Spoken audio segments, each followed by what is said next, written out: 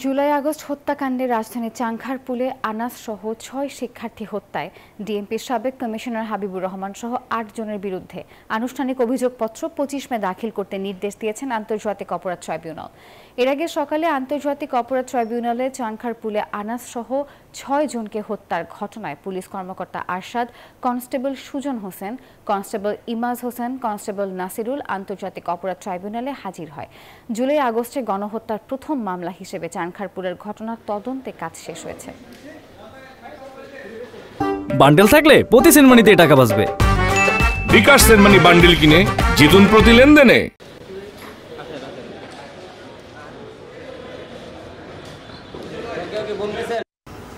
আমরা আজকে আদালতের কাছে 4 সপ্তাহের সময় চেয়েছি যে আইন অনুযায়ী যখন তদন্ত রিপোর্টটা দাখিল হয় তারপরে চিফ প্রসিকিউটর এটা পর্যালোচনা করে বিশ্লেষণ করে যদি মনে করেন যে এইসব আসামিদের বিরুদ্ধে পর্যাপ্ত সাক্ষ্য প্রমাণ পাওয়া গিয়েছে তাহলে তিনি সেটার ভিত্তিতে ফর্মাল চার্জ আদালতের কাছে দাখিল করবেন।